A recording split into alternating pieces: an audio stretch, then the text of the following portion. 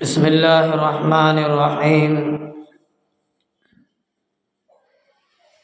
الحمد لله نحمده ونستعينه ونستغفره ونؤمن به ونتوكل عليه ونعوذ بالله من شرور أنفسنا ومن سيئات أعمالنا. من يهدي الله فلا مضل له ومن يضلله فلا هادي له. ونشهد أن لا إله إلا الله وحده لا شريك له ونشهد أن سيدنا ونبينا ومولانا محمدا عبده ورسوله. فأعوذ بالله من الشيطان الرجيم. بسم الله الرحمن الرحيم.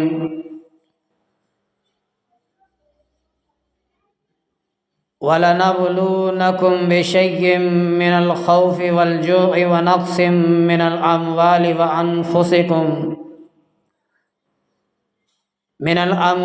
وَأَنفُسِ وَالثَّمَرَاتِ وَبَشِّرِ الصَّابِرِينَ الَّذِينَ إِذَا أَصَابَتْهُم مُّصِيبَةٌ قَالُوا إِنَّا لِلَّهِ وَإِنَّا إِلَيْهِ راجعون.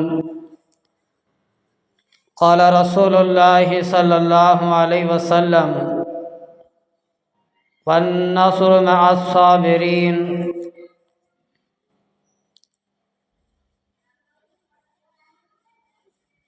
قال رسول الله صلى الله عليه وسلم: كما تدين تدعون. صدق الله العظيم وصدق رسوله النبي الكريم ونحن على ذلك لمن الشاهدين والشاكرين والحمد لله رب العالمين.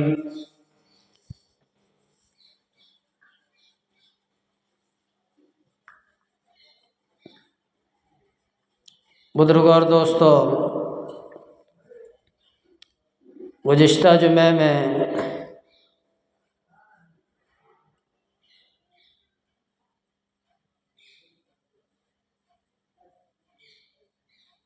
حضرت محمد کریم صلی اللہ علیہ وسلم کی سیرت اور حالات کے بارے میں ارشاد فرمائے تھے. انشاءاللہ اس کا موضوع انشاءاللہ بھی عرض کرنے کا ارادہ ہے.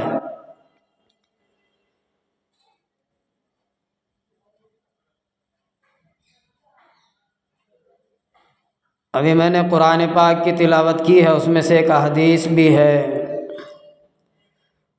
وَالنَّصْرُ مَعَ الصَّابِرِينَ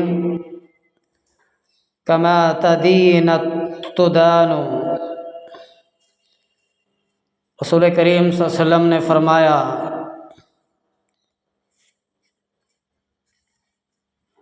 بے شک صبر کے ساتھ اللہ کی مدد ہوتی ہے. اور دوسری حدیث کا مفہوم ہے: انسان جو اعمال زندگی میں کرتا ہے، اللہ تبارک و تعالی اس کو دنیا اور آخرت میں عطا فرماتے ہیں.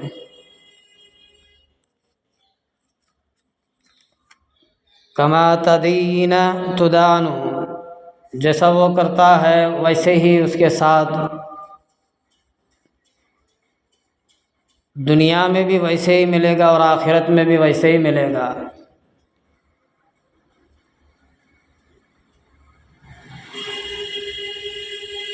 کیونکہ ہم نے گزشتہ جمعے میں نبی کریم صلی اللہ علیہ وسلم کی زندگی اور حالات کے بارے میں کہا ہے اور آپ لوگوں نے سنا ہے. انشاءاللہ بقیہ اسی کے اوپر عرض کرنے کا ارادہ ہے.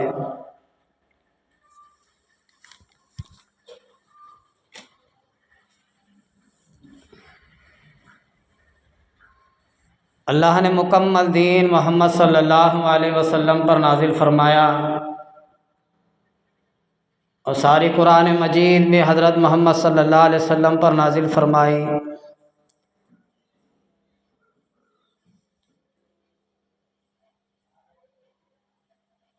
ہم جو کلمہ پڑھتے ہیں لا الہ الا اللہ محمد الرسول اللہ صلی اللہ علیہ وسلم،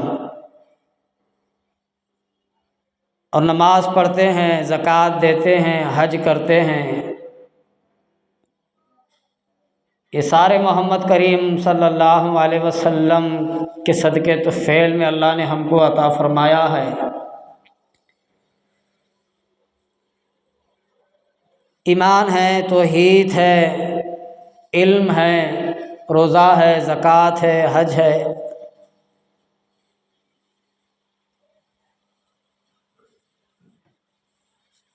انہی کی بدولت اللہ نے ہم سب کو عطا فرمایا،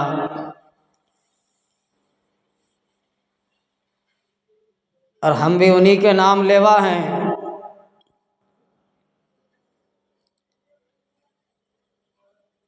اللہ تبارک و تعالیٰ نے فرمایا اگر میں تمہیں نہ بناتا تو ایک ذرہ بھی پیدا نہیں کرتا۔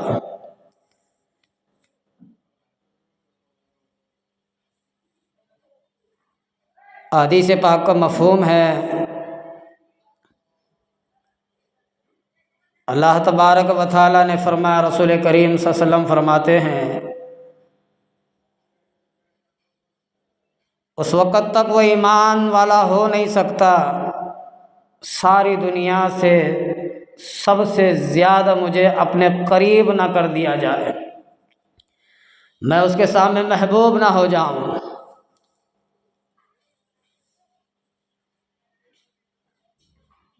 وہ کامیاب نہیں ہے، اس کا ایمان کامیاب مکمل نہیں ہے اس وقت تک کہ میں اس کے سامنے محبوب نہ ہو جاؤں۔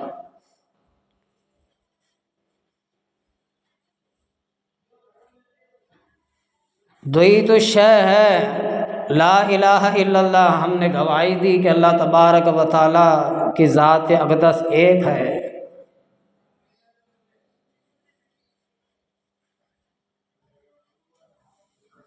محمد رسول اللہ، محمد مصطفیٰ صلی اللہ علیہ وسلم اللہ کے رسول ہیں۔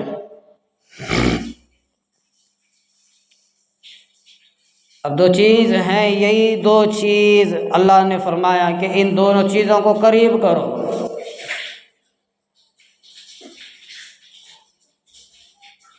ایک سطح پر رہتا ہے،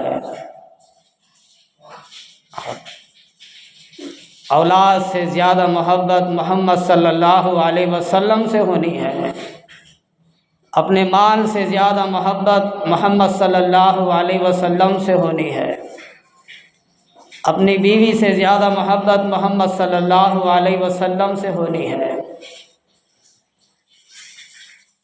ساری چیزوں سے زیادہ محبت محمد صلی اللہ علیہ وسلم سے ہونی ہے۔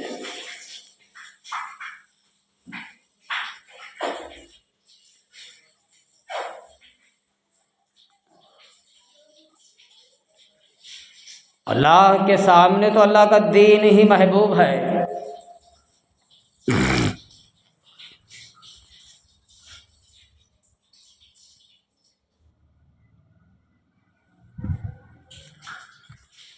اور اسی دین کو اللہ تبارک و تعالیٰ نے محمد صلی اللہ علیہ وسلم پر مکمل کیا۔ اگر دین محبوب نہ ہوتا تو محمد صلی اللہ علیہ وسلم ساری زندگی پتھر نہیں کھاتے ہیں، ساری زندگی گالی نہیں کھاتے ہیں، ساری زندگی مار نہیں کھاتے ہیں، اپنے بدن پر کچرا نہیں ڈلواتے ہیں، لوگ دیوانہ نہیں کہتے، لوگ پاگل نہیں کہتے، لوگ مجنون نہیں کہتے، مار کھائی، پتھر کھائی، گالی کھائی، برا بھلا سنا، کیونکہ اللہ کو دین محبوب ہے۔ اس کے اندر پورا اترنا ہے انسان کو، پہلے اس دین میں اتر جائے تو ذات کی قسم محمد صلی اللہ علیہ وسلم اس کی زندگی میں آئیں گے۔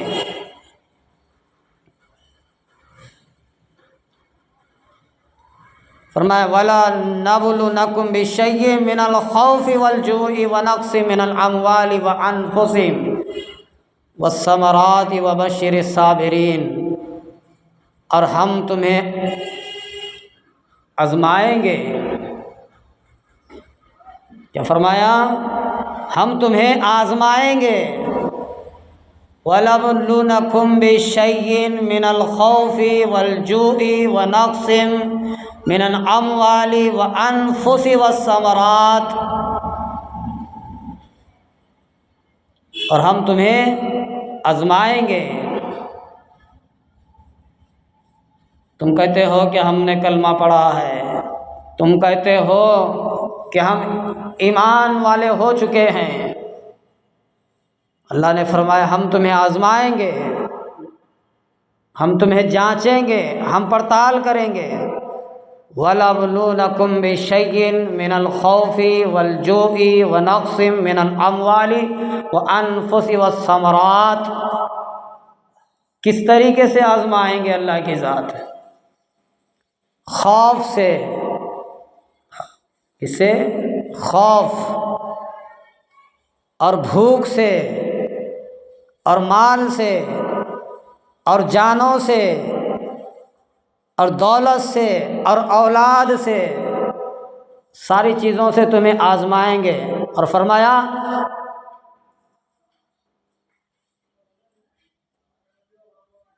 وَالثَّمَرَاتِ وَبَشِّرِ الصَّابِرِينَ، اے نبی ان کو کہہ دو، ان کو بشارت دو، اللہ کی ذات صبر کرنے والوں کے ساتھ ہے۔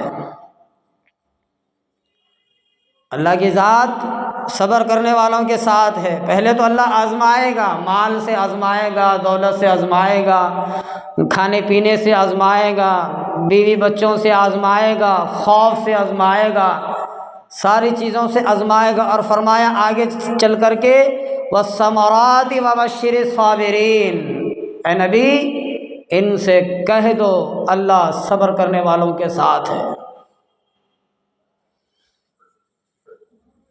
کتنا آزمایا اللہ تبارک و تعالیٰ نے نبی کریم صلی اللہ علیہ وسلم، نبیوں کو امتحان میں ڈالا ہے۔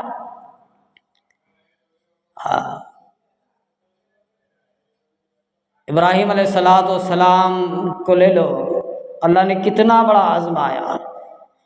بڑھاپے کے وقت میں اللہ نے اسماعیل علیہ السلام عطا فرمایا، چند سال گزر گئے، اللہ تبارک و تعالیٰ نے فرمایا خواب کے ذریعے سے اے ابراہیم جو تمہاری راہ میری راہ میں قربان کرو، میری راہ میں قربانی دو۔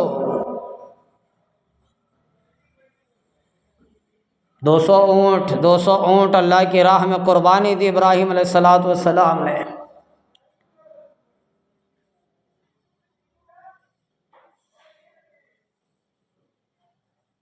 فرمایا کہ جو تمہارے سامنے زیادہ عزیز ہے، زیادہ محبوب ہے، وہ میری راہ میں قربانی دو،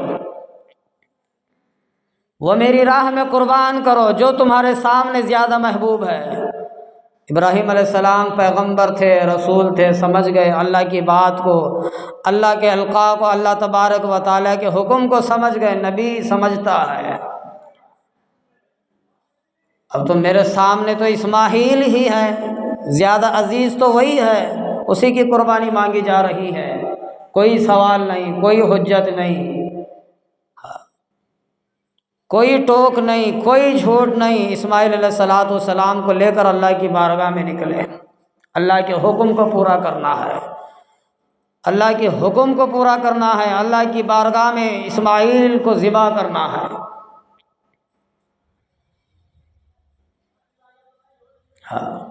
جنگل میں بیوی کو چھوڑ دیا، پلٹ کر نہ دیکھ، نہیں دیکھا۔ اتنی آزمائش، امتحان۔ سیدنا نوح علیہ السلام کو دیکھو، اللہ تبارک و تعالیٰ نے کتنا آزمایا۔ بیماری میں مبتلا ہے، مال تھا سارا لیا، اولاد تھی ساری لی، کچھ نہیں، ساری ایک بیوی کو رکھا، بچایا، زندہ رکھا، ایوب علیہ السلام کی۔ سارا بدن بیماری میں مبتلا ہے، اٹھ نہیں سکتے، بیٹھ نہیں سکتے، درد ہے، تکلیف ہے۔ بیوی رحمت مزدوری کر کے، کام کاج کر کے، بازار جا کے روٹی کما کر سوکھ کے ٹکڑے پانی میں ڈال کر خود ایوب علیہ السلام کو بھی کھلاتی تھی اور خود کھایا کرتی تھی۔ ایوب علیہ السلام کی بیوی کو لوگوں نے دھکے مار کے نکالا، یہ کوڑی ہے، اس کا مرض کو کوڑی کا مرض ہے، اس کو تم روٹی پکانے لگاتے ہو۔ شیطان نے یہی چرچا چلایا گلیوں میں، بازاروں میں، سارے علاقے میں، اس کی بیوی جو تمہارے گھروں میں روٹی بناتی ہے، اس کی عورت تمہارے گھروں میں چکی پیستی ہے، تمہیں پتہ نہیں کہ اس کا شوہر کوڑی ہے، اس کا شوہر کوڑی ہے، کوڑی۔ اس کو پانی نہ بھرواؤ، اس سے روٹی نہ پکواؤ، اس سے کام نہ کرواؤ، اس سے چکی نہ چرواؤ، اس کو یہاں سے نکالو۔ نکال دیا۔ پھر شیطان نے پھر چرچا چلایا، شیطان نے پھر اپنا داؤ لگایا کہ کس طریقے سے نبی کو اور نبی کی بیوی کو اس ایریے سے، اس بستی سے، اس شہر سے، یہاں سے ہٹا دیا جائے۔ کتاب میں لکھا ہے شیطان نے اپنا داؤ چلایا، پھر سارے لوگ اکٹھا ہو گئے، سارے لوگ جمع ہو گئے، ایوب علیہ السلام کے مکان جہاں پر وہ جھوپڑی تھی وہاں آئے، اور آ کر کے بیوی کو اور اپنے شوہر ایوب علیہ السلام کو وہاں سے نکال دیا۔ تاریخ کے اندر کتابوں میں لکھا ہے اللہ تبارک و تعالیٰ نے اتنا آزمایا ہے۔ اللہ فرماتا ہے تم کہتے ہو کہ میں ایمان والا ہوں، اچھا ہم تمہیں آزمائیں گے، بھوک سے آزمائیں گے، خوف سے آزمائیں گے، اولاد سے آزمائیں گے، دولت سے آزمائیں گے، ہر طرح سے تمہیں آزمائیں گے۔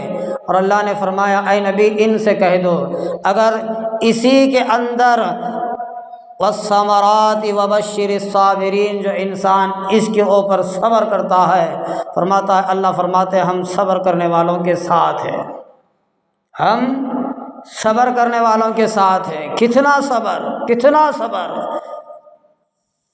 ابو جاہل نے ایک داؤ چلایا، میں نے گزشتہ جمعے میں کہا تھا سیدنا محمد صلی اللہ علیہ وسلم کو جتنی اذیتیں پہنچائی، جتنی تکلیفیں پہنچائی وہ ابو جہل تھا، عتبہ تھا، شیبہ تھا، ان کی ایک ٹیم تھی، ان کی ایک کمیٹی تھی، انہوں نے ظلم ڈھایا ہے۔ پھر ایک داؤ چلایا، لکھا ہے محمد صلی اللہ علیہ وسلم نماز کے لیے جب مسجد جایا کرتے تو عورت کو رکھا تھا کہ راستے میں کانٹے بچھائے، مزدوری دے کر یا اس سے کہہ کر، کوئی نذرانہ دے کر، جب بھی پیغمبر صلی اللہ علیہ وسلم مسجد جائیں راستے میں کانٹے بچھا دو، راستے میں کانٹے بچھا دو، اور سر کے اوپر کوڑا کرکٹ ڈال دو، سر کے اوپر، بدن کے اوپر کچرا ڈال دو۔ جب بھی اللہ کے رسول رات کی وقت میں نماز کے لیے نکلتے مسجد کو، ایک عورت تھی جس کو ابو جاہل نے مقرر کر رکھا تھا، کہا تھا کہ جب بھی یہ راستے سے جائے تو راستے میں کانٹے بچھاؤ، سر کے اوپر کوڑا ڈالو، سر کے اوپر کچرا ڈالو، بدن کے اوپر کچرا ڈالو۔ یہی ماجرا چلا، یہی حال چلی۔ نبی کریم صلی اللہ علیہ وسلم نے اف نہیں کہا، اللہ کے اوپر چھوڑ دیا، یا اللہ تو جانتا ہے میں نہیں جانتا، یا اللہ تو سب جانتا ہے میں نہیں جانتا۔ حضرت محمد صلی اللہ علیہ وسلم پر اتنا ستم، ابو جاہل نے پھر ایک داؤ چلی، اپنے وزیروں سے کہا دیکھو جب یہ نماز کے لیے جائیں تو راستے میں ایک گڑھا کھود دو، ایک گڑھا کھودو۔ اچھا جی، اپنے ساتھیوں کو حکم دیا گڑھا کھودنے کے لیے۔ وہ جس راستے سے نماز کو جاتا ہے محمد صلی اللہ علیہ وسلم اس راستے میں گڑھا کھودو۔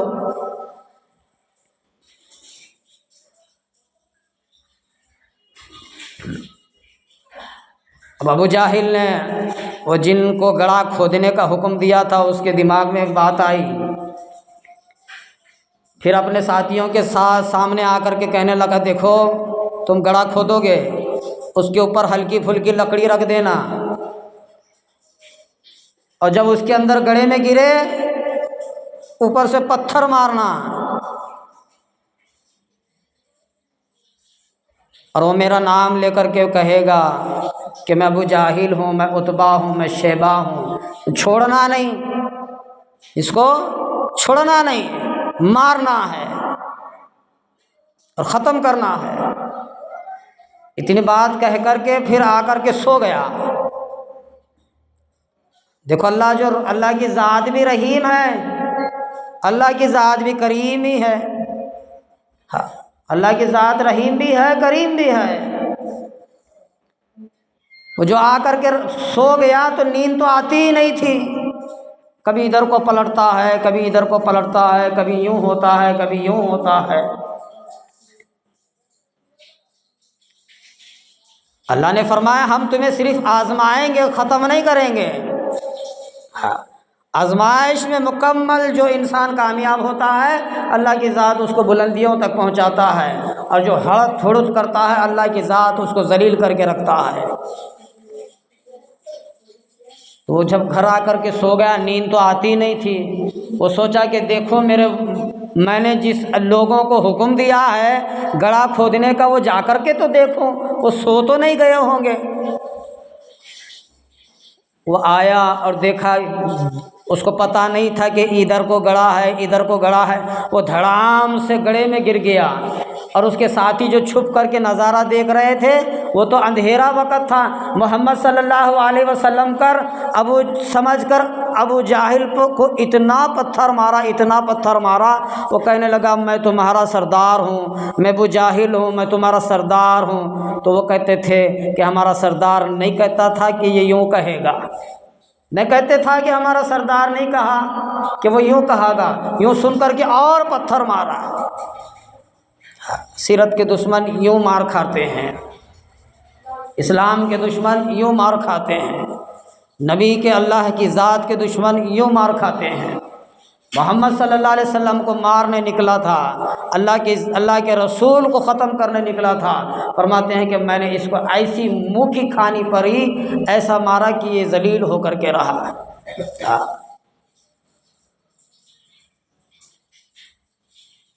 جو حکم دیا تھا وہی ماجرا ہوا۔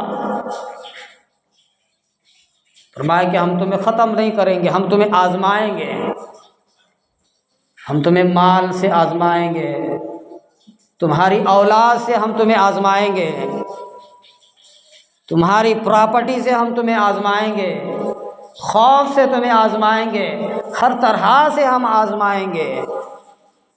والثمرات وبشر الصابرین، اور اس کے اندر جو صبر کرتا ہے وہ اعلیٰ درجے کے مقام پر پہنچتا ہے، اعلیٰ درجے کے مقام پر پہنچتا ہے۔ نبی کریم صلی اللہ علیہ وسلم کا صحابی ہے، نے کہا تھا کہ ایمان میں داخل ہونے والوں کے اوپر کتنا ظلم ڈھایا ہے۔ ابو جاہل نے ایمان لانے والوں پر، قبول کرنے والوں کے اوپر کتنا ظلم ڈھایا ہے۔ کھاتے پیتے گھرانے کا لڑکا ہے، شہرت میں پلا ہے، محبتوں میں پلا ہے، عیش و عشرت میں زندگی بسر کرنے والا، ہر وقت اپنے بدن پر ایک نقطہ بھی میلا بیٹھنے نہیں دیتا تھا، روزانہ ایک ڈریس بدلنے والا، روزانہ اپنے بدن پر عطر لگا کر بازار میں گھومنے پھرنے والا، اپنے ماں کا لاڈلا، اپنے بھائی کا پیارا، اپنی بہن کا پیارا بھائی۔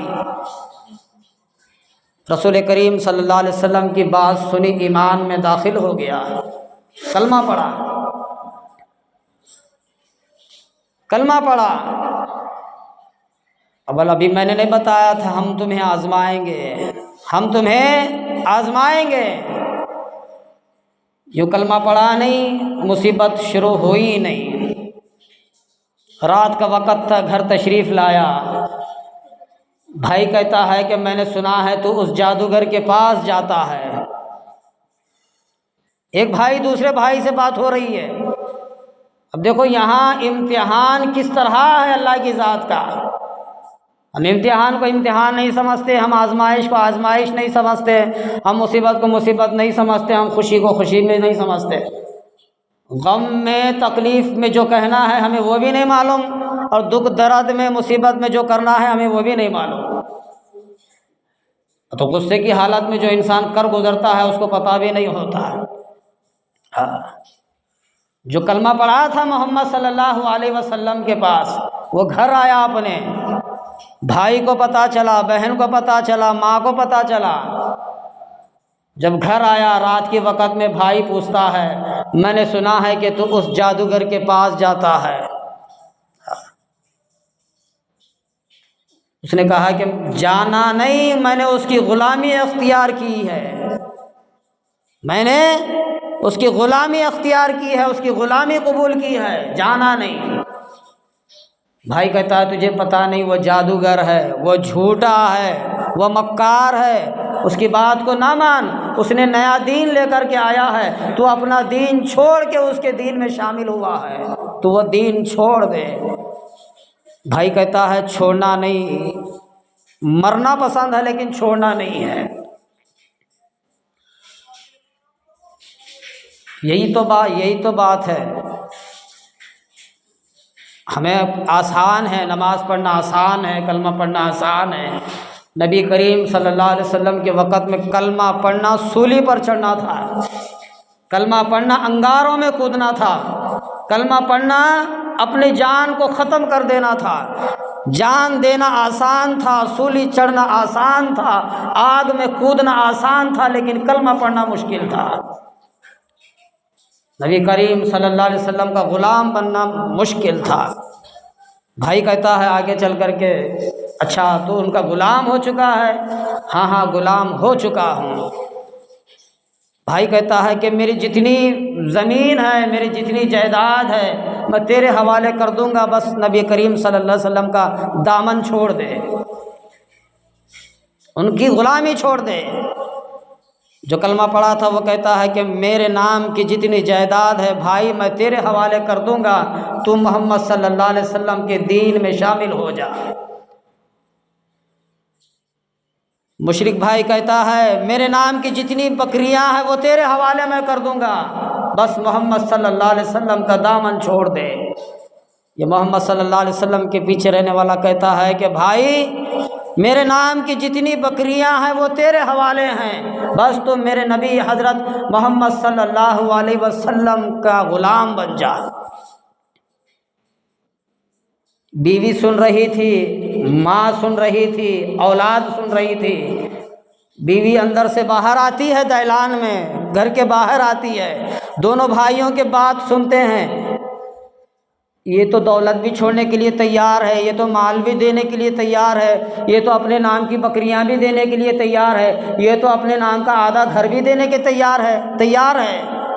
بیوی سن رہی تھی، گھر کے باہر آتی ہے، آ کر کہتی ہے اس کو جس نے نبی کا کلمہ پڑھا تھا، تو جس نبی کا کلمہ پڑھا ہے اگر تو اس کے دین کے اوپر قائم ہوا تو میں تیری اولاد کو سامنے آنے نہیں دوں گی، میں تیری اولاد کو سامنے آنے نہیں دوں گی۔ تو جس نے وہ کلمہ پڑھا تھا وہ شوہر، وہ آدمی، وہ غلام کہتا ہے نبی کریم صلی اللہ علیہ وسلم کا، تو جس اولاد کے بارے میں کہتی ہے نا سمجھ اولاد کا چہرہ دیکھنا بھی میں گوارا نہیں کرتا، نا سمجھ بے دین مشرک اولاد کا میں چہرہ دیکھنا بھی گوارا نہیں کرتا۔ اس زمانے کی اولاد کو میں چھوڑنے کے لیے تیار ہوں اور محمد صلی اللہ علیہ وسلم کا غلام بننے کے لیے تیار ہوں۔ آج ہم تو چھوڑ ہی بیٹھتے ہیں۔ غلامی کیا ہے، بندگی کیا ہے، بزرگی کیا ہے؟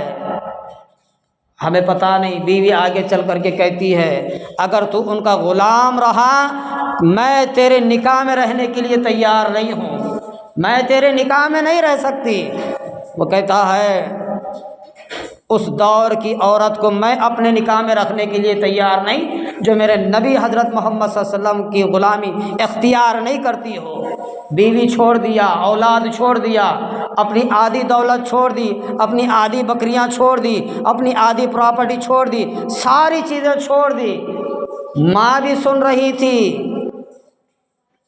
امتحان دیکھو کس طریقے کا امتحان ہے۔ ہم کو دعا کرنا ہے کہ اللہ ہمیں امتحان سے بچائے۔ امتحان کیا، مصیبت کیا ہمیں پتہ نہیں ہے۔ ہم تو ہوا میں یوں ہی پھرے چلے جاتے ہیں۔ وہ ساری بات دو بھائیوں کی اور بیوی بچوں کی جو سن رہی تھی ماں، وہ گھر میں سے سن کر باہر تشریف لاتی ہے۔ باہر تشریف لا کر کہتی ہے اگر تو ان کا غلام بن چکا ہے تو میرے گھر کا کپڑا پہننے تجھے نہیں دوں گی۔ گھر کا کپڑا اتارا ہے، بدن سے سارا کپڑا اتارا ہے، جو تہبند تھا وہ بھی کھینچ کے اتارا ہے، ننگا کیا ہے ماں نے۔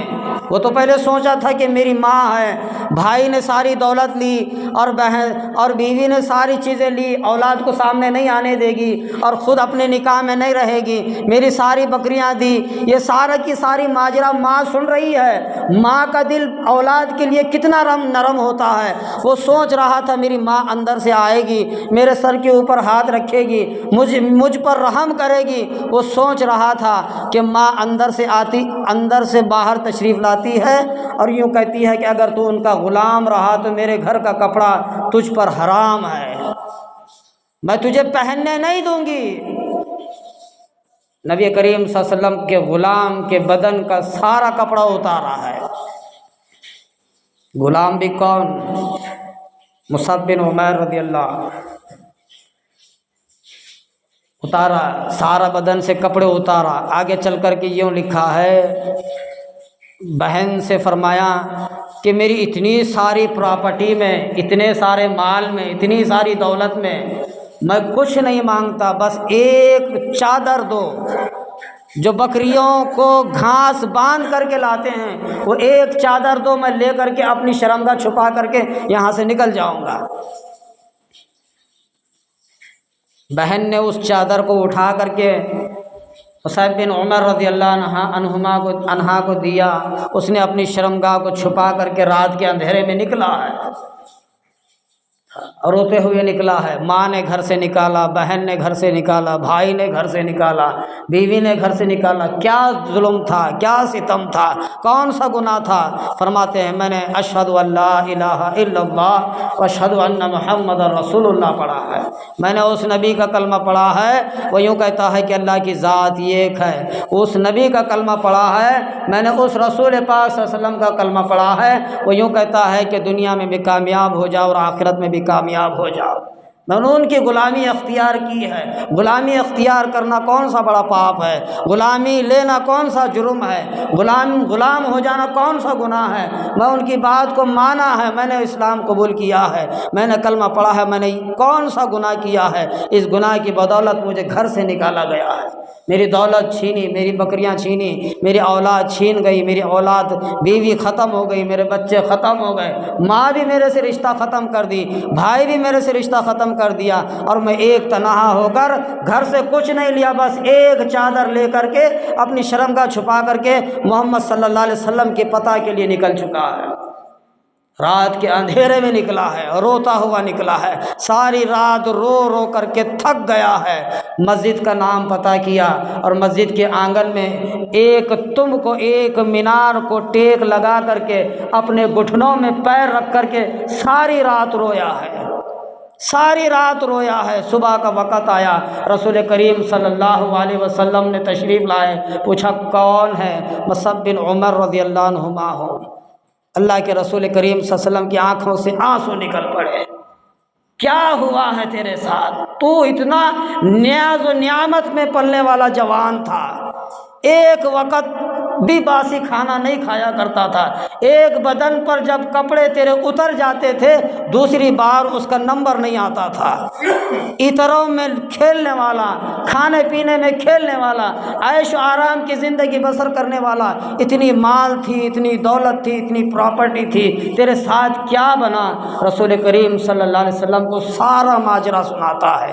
ماں نے میرے ساتھ یوں کیا، بھائی نے میرے ساتھ یوں کیا، میری بیوی نے میرے ساتھ یوں کیا۔ اللہ کے رسول کریم صلی اللہ علیہ وسلم یوں گریبان ہاتھ کاندھوں سے پکڑ کر یوں اٹھاتے ہیں اور اس کو سینے سے لگاتے ہیں اور فرماتے ہیں اب تیرا کیا حال ہے؟ اتنا ساتھ تیرا ہوا، اب تیرا کیا حال ہے؟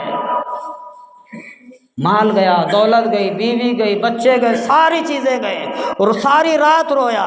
صبح کے وقت میں اللہ کے رسول ملے، سینے سے لگایا، مصعب بن عمیر اب تیرا کیا حال ہے؟ اللہ کے رسول سے فرماتا ہے یا رسول اللہ آپ مل گئے، مجھے ساری چیزیں مل گئی۔ یہ ہے غلامی، آپ مل گئے مجھے ساری چیزیں مل گئی۔ ہم نے بار بار سنا ہوگا جنگ بدر کے موقع پر مائی ہے، سارا جنگ جب ختم ہو گیا قافلہ شہر کی طرف نکل پڑا، راستے میں ایک جماعت ملتی ہے، وہ مائی کہتی ہے کہ مجھے جنگ کا ماجرا سناؤ۔ وہ کہتی ہے کہ مائی تجھے پتہ نہیں کہ اس جنگ میں تیرے جوان بچے شہید ہو چکے ہیں، رہنے دے، مجھے ان کے بارے میں نہ بتا، یہ بتا کہ محمد صلی اللہ علیہ وسلم کا کیا حال ہے۔ اور تھوڑی دور جاتی ہے اور تھوڑی آگے جاتی ہے اور فرماتی ہے اور پوچھتی ہے کہ جنگ کا ماجرا بتاؤ، جنگ کا حال بتاؤ۔ مائی اس جنگ میں تیرے بھائی شہید ہو چکے ہیں، بھائی کے بارے میں نہ کہو، اولاد کے بارے میں نہ کہو، شوہر کے بارے میں نہ کہو، یہ بتاؤ کہ محمد صلی اللہ علیہ وسلم کا کیا حال ہے۔ پھر آگے جاتی ہے اور پھر فرماتے ہیں کہ ایک نہیں 4 جماعتیں ملتی ہیں، 4 باتیں سنتی ہیں۔ ارے مجھے ان کے بارے میں کیوں کہتے ہو؟ ہم نے جس کی غلامی اختیار کی ہے، ہم نے جس کے غلام بنے، ان کا نام بتاؤ، ان کا حال بتاؤ، وہ کیا کس حال میں ہے۔ کسی نے کہا ٹھنڈا سانس لے کر کے سلامت ہے، سلامت ہے، محمد صلی اللہ علیہ وسلم کی ذات سلامت ہے، میری اولاد بھی قربان ہے، میرا شوہر بھی قربان ہے، میرے بچے بھی قربان ہیں، میرے بھائی بھی قربان ہیں، یا رسول اللہ آپ سلامت ہے، میرا سب کچھ سلامت ہے۔ اور یہاں تک بھی نہیں کہ جنگ کے میدان میں پہنچی اور ساری جنگ میں تلاش کیا، محمد صلی اللہ علیہ وسلم کو تلاش کیا، زخمی تھے، اپنے مانڈی پر پیر رکھا، مانڈی پر سر رکھا، اور اللہ کے رسول خود فرماتے ہیں مائی مجھے بڑا دکھ ہے، اس جنگ میں تیرے 2 جوان بیٹے شہید ہو چکے ہیں، اس جنگ میں تیرے بھائی شہید ہو چکے ہیں، اس جنگ میں تیرا شوہر مر چکا ہے۔ مائی سے اللہ کے رسول مائی فرماتی ہے میرے محبوب آپ سلامت ہے، میرا سب کچھ سلامت ہے، آپ سلامت ہے، میرا سب کچھ سلامت ہے۔ میرے بھائی دین یوں ہی نہیں آیا، ہمارا بس 2 منٹ لگتا ہے لا الہ الا اللہ کہنے میں، بس بیان سننے میں ہم کو آدھا گھنٹہ لگتا ہے، 1 گھنٹہ لگتا ہے۔ اللہ کے رسول پاک صلی اللہ علیہ وسلم کی سیرت دیکھو، ان کے حالات دیکھو۔ فرماتے ہیں آخری بات کہہ کر کے ختم کروں گا، اللہ کے رسول ایک وقت ایسا نہیں جو دکھوں پریشانی میں مبتلا نہیں ہوئے ہو، ساری 63 سال کی زندگی اٹھا کر کے دیکھو، اللہ والوں سے پوچھو، ایک دن بھی ایسا نہیں جن کے اوپر تکلیف نہ ڈھائی ہو، ایک دن بھی نہیں گزرا، ہر وقت۔ ابو جہل نے عورتوں کو مقرر کر کے رکھا تھا، تیرا کام یہ ہے کہ راستے میں جا رہے تو ان کے پیروں میں کانٹے بچھانا تیرا کام ہے، اور ایک عورت کو یوں کہتا ابو جہل کہ تیرا یہ کام ہے جب اللہ کا پیغمبر محمد مسجد کے لیے نماز کے لیے جاتا تو اس کے بدن پر کچرا ڈالنا تیرا کام ہے، کہ اس کی نماز بھی نہ ہو کہ یہ مسجد کو پہنچے بھی نہ۔ پہلی بار جب نبی کریم صلی اللہ علیہ وسلم کے بدن پر کچرا ڈالا گیا تو اسی حال میں اللہ کے رسول پاک صلی اللہ علیہ وسلم گھر تشریف لے گئے، گھر پہنچے، بیٹی موجود تھی، بیٹی دیکھیے نبی کریم اپنے باپ کے چہرے پر، اب دیکھو ہمارے گھر میں بھی بیٹیاں موجود ہیں، ہمارے گھر میں بھی بیٹیاں موجود ہیں، اگر ہمارے بدن پر کوئی کچرا ڈالے، کوئی گندگی ڈالے، ہم گھر پہنچے تو اپنی اولاد کو کیا گزرے گی؟ بیٹی پوچھتی ابا حضور یہ کیا ماجرا ہے، یہ کیا حال ہے؟ وہ کچرا بدن سے نکالتے بھی جاتی ہے اور روتے بھی جاتی ہے۔ روتے ہوئے کہتی ہے ابا حضور یہ کیا ماجرا ہے، تمہیں کیوں روز لوگ تکلیف دیتے ہیں، روز تمہیں کیوں تانے دیتے ہیں، روز تمہیں کیوں مارتے ہیں، روز تمہیں جادوگر کیوں کہتے ہیں، روز تمہیں جھوٹا کیوں کہتے ہیں، اے ابا حضور تمہارے چہرے پر لوگ کیوں تھوکتے ہیں، تمہارا چہرہ دیکھ کر لوگ پردہ کیوں کرتے ہیں، ابا حضور کیا جرم ہے، کیا ماجرا ہے۔ بیٹی کی بات سنتے بھی جاتے ہیں پیغمبر، اور بیٹی کے سامنے باپ روتا بھی جاتا ہے، باپ روتا ہے بیٹی کے سامنے، بیٹی تجھے پتہ نہیں اللہ کا حکم آیا ہے، اللہ کا پیغام ہے، وہی اللہ کا پیغام سنانا میرا کام ہے، اللہ نے مجھے وہی کام دیا ہے، میں وہ کام لوگوں کو بتاتا ہوں، میرا کام مجھے پسند نہیں آتا، لوگوں کو کام پسند نہیں آتا، بیٹی میری جان جاتی ہے جانے دے۔ ایک وقت میں اللہ کے رسول نے فرمایا عبد المطلب کو اللہ نے مجھے پیغام بھیجا ہے زمین والوں کو اتارنے کے لیے، پہنچانے کے لیے، اگر لوگ نہیں مانیں گے اپنے چچا سے کہتا ہے محمد مصطفیٰ صلی اللہ علیہ وسلم میں پہاڑ کے اوپر سے چھلانگ لگا کر جان ختم کروں گا، یا تو لوگوں کو پیغام پہنچا کر دم توڑوں گا، میری ایک ہی ذمہ واری ہے۔ کتنی بڑی بات، اگر لوگ مانیں تو وہ کامیاب ہوں گے۔ بھتیجے اتنا ظلم اتنا سہن مجھ سے نہیں ہوگا، چچا کہتے ہیں بھتیجے مجھ سے اتنا بڑا سہن نہیں ہو جا، تھوڑی آہٹ محسوس کر لے۔ تو محمد صلی اللہ علیہ وسلم فرماتے ہیں چچا پہاڑ کے اوپر چڑھ کر میں اپنی جان گنوا دوں گا، لیکن اس اٹل اور سچ بات کو میں چھوڑنے کے لیے تیار نہیں ہوں۔ اللہ کا پیغمبر کہتا ہے، مار کھائی، جادوگر کہا، کیا کہا؟ جادوگر، یہ جادوگر ہے اس کی بات کو نہ سنو، یہ جھوٹا ہے اس کی بات کو نہیں سنو، یہ مکار ہے اس کے پیچھے نہ چلو۔ تبلیغ کے لیے نکلتے تو تبلیغ کر کے واپس آتے تھے ابو جہل، پھر وہاں پہنچ کر ان کو بھٹکایا کرتا تھا، تم کس کا دین چھوڑ کر کے کدھر جا رہے ہو، یہ دین چھوڑ کر کے تم کدھر جا رہے ہو؟ بھٹکایا ہے، کئی سال بھٹکا رہا ہے۔ اللہ کے رسول کریم صلی اللہ علیہ وسلم نے آخر میں آ کر تنگ آ کر کے اللہ کے سامنے جھولی پھیلا دی، یا اللہ اب انہیں تو سنبھال، یا اللہ اب تو انہیں سنبھال، ابو جاہل کو سنبھال، عتبہ کو سنبھال، شیبہ کو سنبھال، امیہ کو سنبھال، یہ جتنے نافرمان ہیں، جتنے اس نے تیرے دین میں اختلافات ڈالی ہے، یا اللہ اب انہیں تو سنبھال۔ چند سال نہیں گزرے بدر کے میدان میں کٹ کٹ کر کے ختم ہو گئے، چند سال نہیں گزرے۔ تاریخ زندہ ہے دیکھو، احادیثوں میں زندہ ہے دیکھو، اللہ کا حکم زندہ ہے دیکھو، تاریخ زندہ ہے دیکھو، علماء کرام ہے پوچھ کر کے دیکھو۔ اللہ مجھے اور آپ کو عمل کی توفیق عطا فرمائے۔ وآخر الحمد للہ رب العالمین۔